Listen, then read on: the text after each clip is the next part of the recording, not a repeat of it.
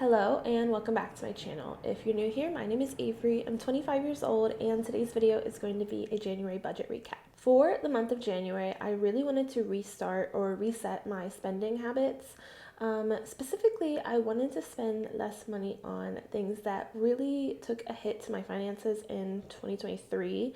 Those things were vacation spending, dining out, and medical expenses for my dog. So I was pretty successful in January on not spending that much money in general, but also in those categories. That being said, something you really should consider whenever you're deciding to do a low spend month or a no spend month is you need to ask yourself, am I really not going to spend money on these things moving forward, or am I just delaying my spending? For example, and this might be a frivolous example, but if you know that you need a new dress for a wedding, just because you're not buying it in the month of January, if the wedding is in the month of February and you still need the dress, you're going to have to pay for it. Like, you're always going to be spending that money.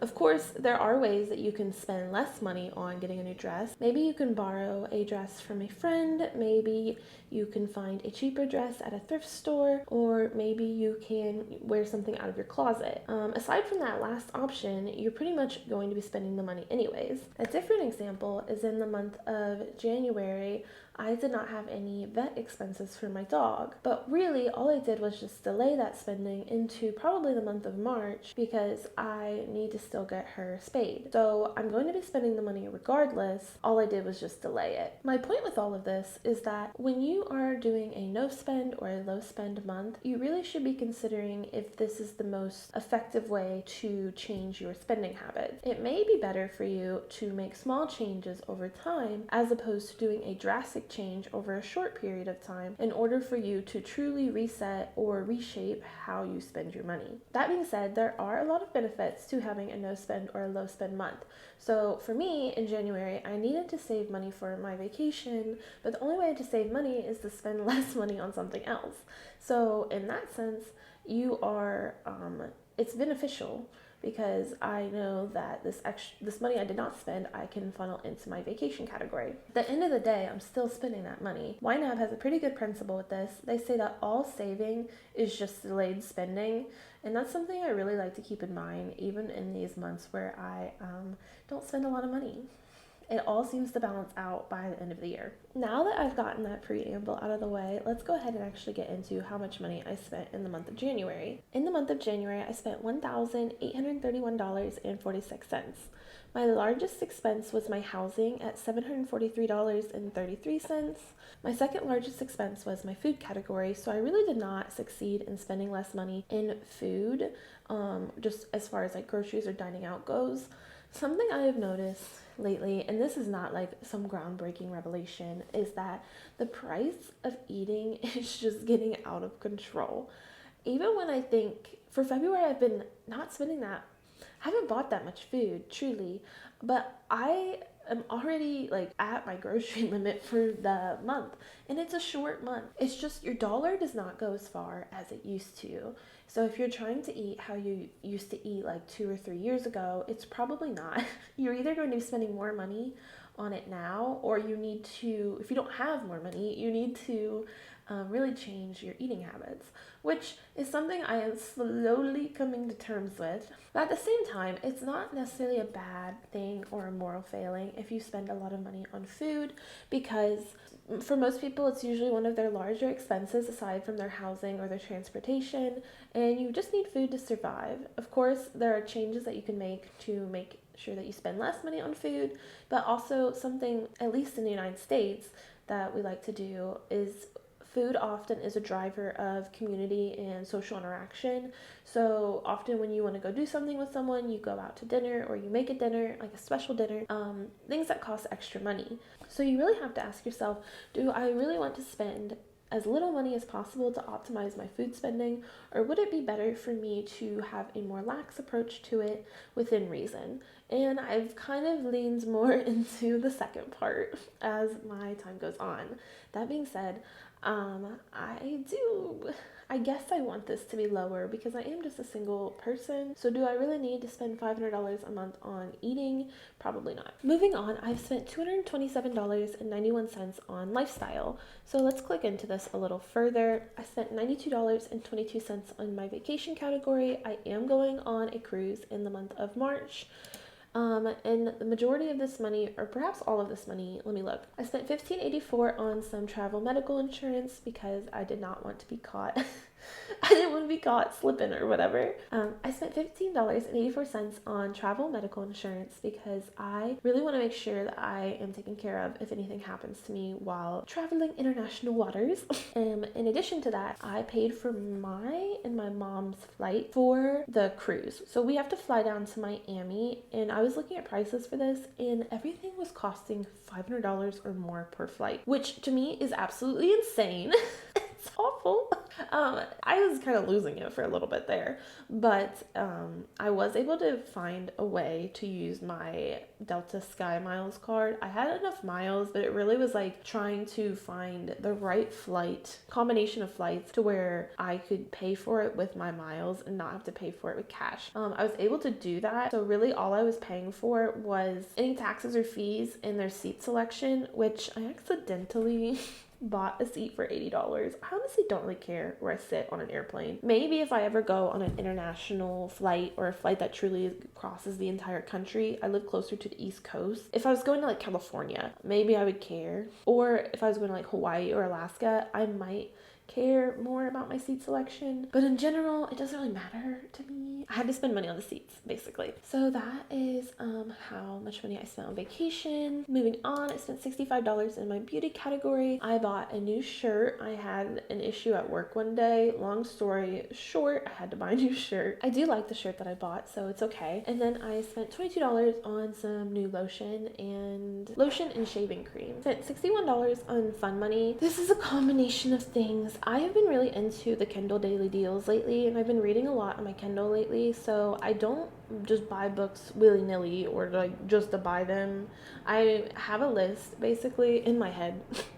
I have a list in my head where if the book comes on sale on Kindle, I will purchase it. As long as I'm not close to getting it from the Libby app from the library, I will probably purchase it. Like, for example, I bought Throne of Glass by Sarah J. Maas, and that book has like 1,000 holds on it, so it's going to take quite a while for me to get that book from the library. So I really thought to myself, do I want to wait 5 months or can I spend $4? So $4 it was. I also spent some money on Prime for a video subscription or video rental, money at Patreon, more movie rentals, went to the movies itself, and money from Starbucks. Sometimes if I play pretty fast and loose with how I categorize some spending.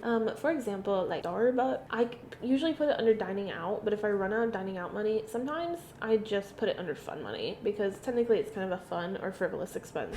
I guess for reporting's sake, it would make more sense to put it under dining out and just move money into that category, but it is what it is. Side note, I use the budgeting software YNAB, or You Need a Budget. I really like this software, and I've been using it since 2021, so it's been a little close to 3 years now. But if you want to try out the software, I'll have a link down below for a 34-day free trial. And if you subscribe using my link, you'll get an additional 30 days free. So something to consider. And finally, I spent $10 on books. I bought a book at the bookstore. I'm realizing now that I just said I spent money on ebooks, so you're probably thinking, why aren't they going into the book category? Why are they going into the fun category? Once again, playing pretty fast and loose with some of these transactions. Like, I'm not too worried about it as long as it's close enough. Like, I would not put a book into like food or groceries or something. But if fun and books, like, it's kind of interchangeable, because if you find books to be a form of entertainment, which they usually are, doesn't really matter. That being said, I also think of the book category more as physical books. I spent $134 on my Spin Studio subscription. Well, $119 of that was towards my actual monthly unlimited pass, but then $15 was the late cancellation fee. I think, honestly, I just sometimes you just don't want to go. You really don't want to make a habit of it, because then it becomes the point where like, is this even worth it? But January was a tough month fitness wise. I'm a little back on track now in the month of February, but January I really just wasn't feeling it. And then I spent $24 on medical. So one of my goals for 2024 is to put more money into my medical category. So I think I've been doing about $250 a month to try and build that up. I do have prescriptions that tend to come out each month, so I spent $24 on that. My student loans, I'm only paying the minimum payment right now. I just not in the mood at the moment, to be honest. It's just not really my main focus. I would like to focus more on investing, and also I've been putting so much money into vacation, which sounds horrible, but like I didn't know how much it costs to go on a cruise until I was too far into it to back out. So we're kind of leaning into the sunk cost fallacy right now.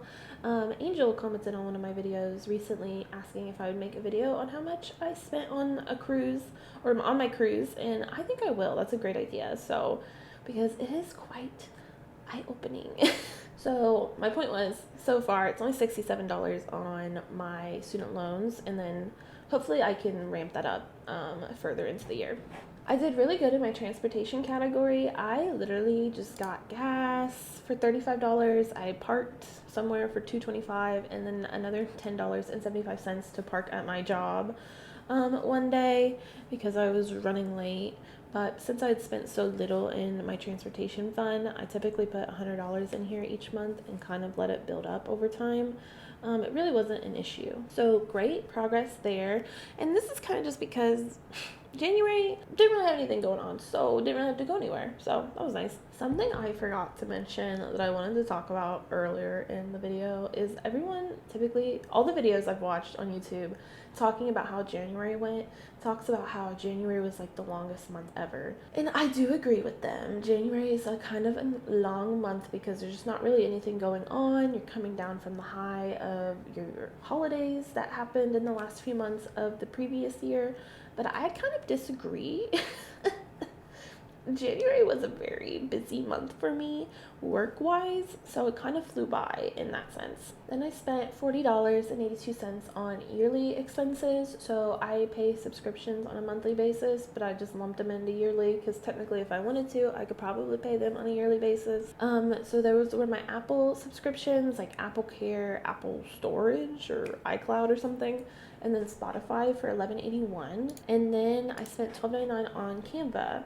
I was thinking about canceling this because I haven't been making a ton of videos, so do I really need all of the like pro features? But I'm going to keep it for now and just see if I get better at posting. I'm filming this video, so I'm doing better already in the month of February. Yeah, when I went to cancel, it said it would cost like $15 a month to resubscribe at a future point. So they kind of got me there, so yeah. Then finally, my smallest expense was for my dog Cece. I spent $29.55, and this was on a probiotic from Amazon to kind of help her with her digestion. So I did amazing there because if you've watched some of my videos previously, December was a very expensive month for Cece, so I'm very excited about this, and hopefully we can keep this good gravy train going on not spending that much money on her. Of course, some things are completely unavoidable, but I would love to not have unexpected expenses coming up. That is all the money I spent in the month of January. So like I mentioned, the total was $1,831.46.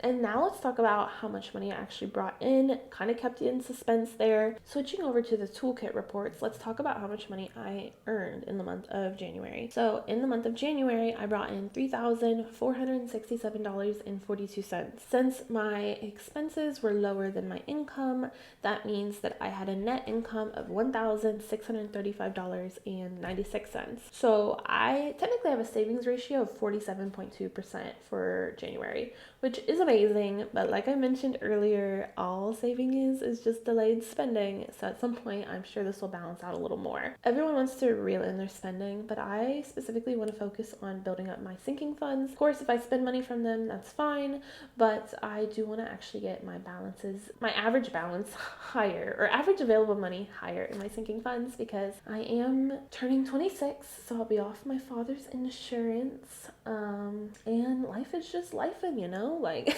it would be great to have a little more money. And I want to focus on building up my emergency fund. But yeah, thank you all for watching. If you like this video, please like it. It really helps out my channel. Let me know how the month of January went for you. I know a lot of people did like a no spend month or a low spend month. So if you did that, let me know how that went. So yeah, thank you all for watching, and I'll see you on the next one. Bye now.